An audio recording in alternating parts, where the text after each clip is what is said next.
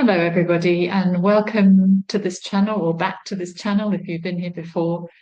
You're all so very welcome. And my name is Christiana Davidson. I'm a therapist, a psychotherapist, and I specialize in this area of narcissistic family systems and the impact that they have upon us in adulthood. And that's what I'm all about here. I'm not here to sit and blame and keep people in victimhood. No, when you do the healing work, what ends up happening is you experience this wonderful gratitude actually for all that you've been through, because it allows you to grow in ways that you'd never have had the chance to had you not been through what you'd been through. And really, ultimately, this leads you to discover your purpose, your way of serving in the world, to do good upon earth. So the topic today is all about that, is about us taking a look at how we have chosen to perpetuate some of the impact of our narcissistic family system. So let's dive straight in. But first of all, if you are looking for some support, please reach out, www.delightinyou.com. I've got some incredible resources, some tools that I've created, and I'm here to help you on a talk therapy basis, or if you'd like to do my course, which is a 6-week course, and it's very reasonable. So do reach out at the start of this new year if that's something that you're looking for. Okay, so the title today is The Narcissistic Family System Behind Closed Doors. So I think even just by that title, if you grew up in with a narcissistic parent, you'll already know what the gist of this video is going to be about. So growing up in a narcissistic family system where you have one parent or two that are narcissistic or narcissists, you will have experienced the pressure to always maintain a clearly defined public versus private family presentation. So you'll have learned that there's a public family that you must put on before you enter into the public arena. Before you come out from behind those closed doors, you have to put on the public image that is presented to the world on the other side of those closed doors. It's a persona, if you like, that acts as a barricade to the private, behind the closed doors family.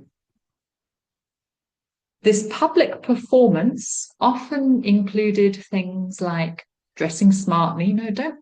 Put the proper clothes on now. We're going out into public. It often included you being quiet and well behaved and putting on a very well behaved child image. It meant saying the right things, and your parent would be very sort of demonstrative when you may have veered off slightly from that. It meant only sharing praiseworthy things about yourself or your parent, or things that fit in with society's expectations. It's sort of presenting this cool kid image or cool family image that likes the latest trends or is well versed in all the literature, or goes to the latest films and does the cool things that everybody's doing, that kind of upholds society's ideals and knows what those are. Now, the narcissistic parent may have talked about your successes and your aspirations, or in public, that is, if they were in line with what they idealized or thought was a good thing, or they may have used you as a means of sort of dissociating from the family and associating themselves with another family. Sort of by rejecting you, maybe comparing you to a different family, almost outcasting their own family, saying, "Oh, I'm lumbered with this lot," or something like that, as a means of sort of associating themselves with an ideal family. So, in so many words, the public image is the false self of the family, and children are led to believe that this is really their parents' true self. The parents' true self when they have been relieved of being at home uh, with their family and they're now able to socialize and be happy instead when they've been relieved of the shame of their family. So when we come back home, behind closed doors, so to speak, we experience a different family, a secret family that must be kept hidden. It's as if we have failed as children for them as a family. We are a disappointment, and they express that disappointment when we get home. It's us that mean we have to put on an act as children because we're a disappointment. Just being ourselves, we've failed because we don't live up to that public image. And this private family then must be kept hidden. Why?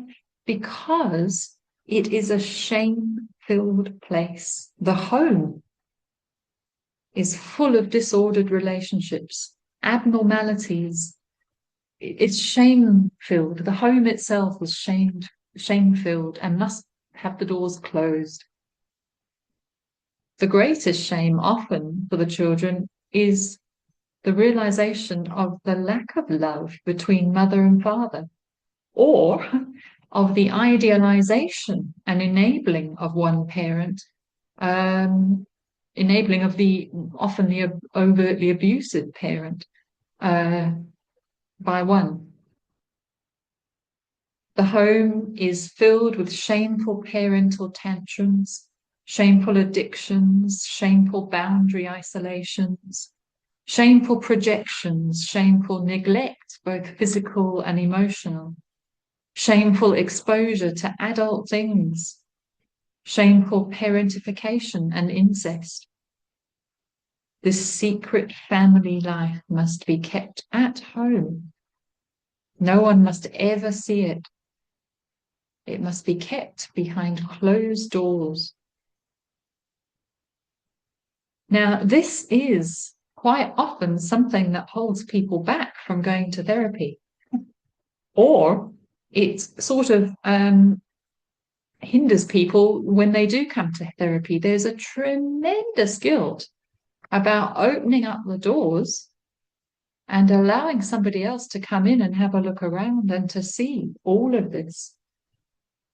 There's a sense of being a traitor, of revealing, of abandoning your parent, not acting as that buffer for them, not being that good image any longer. But the worst thing about this is that as adults of these dysfunctional family backgrounds, we go on to recreate the exact shameful home in our own lives. We end up with a secret, personal, at-home self. And this at-home self, we sort of, it's the one that we don't wish anyone else to see or know about. It's the self behind closed doors.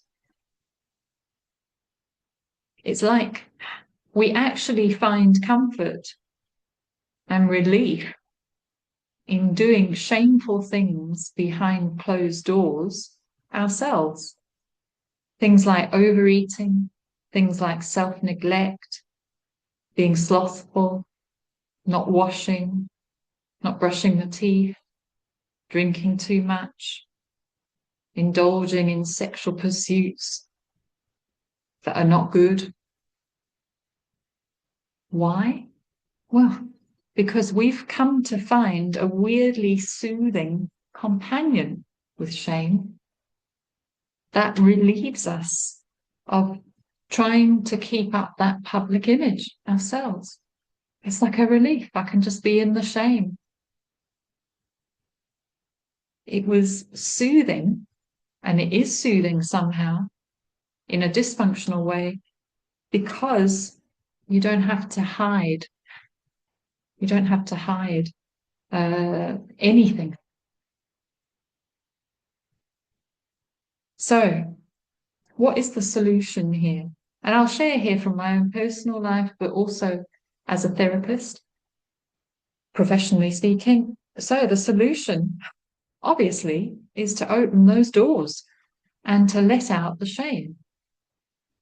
Now, that can be done in therapy, and that's probably a very good place to start, I would suggest, because often we're not the best at picking people who are safe when we come from these dysfunctional families. So that would be a good start.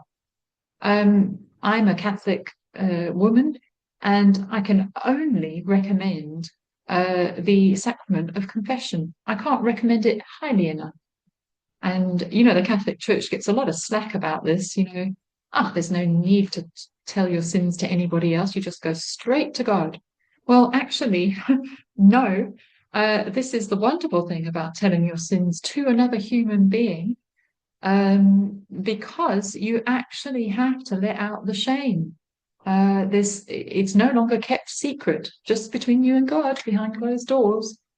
So if you are Catholic, or would like to experience that, consider that as one of your options. But perhaps the best way to start is writing it down in a journal. There's something about actually putting it on paper, which is already getting it out. And although nobody else can see yet, it is a very, very good first step. Because ultimately, what we're aiming to do here is to bring you to a point where the public and private self are on the same.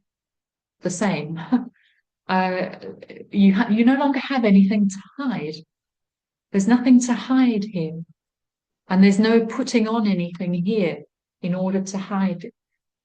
You're able to be authentic. You're able to be vulnerable and open in a boundaried way.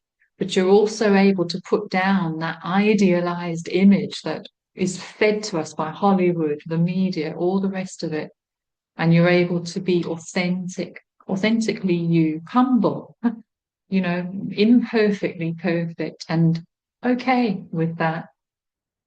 So if you would like any help with experiencing some relief from your shame, reach out. I'm here. I've had lots of experience, both professionally and personally. And maybe this is something for the new year that you can do for yourself in 2025. Take care, everybody, and see you soon.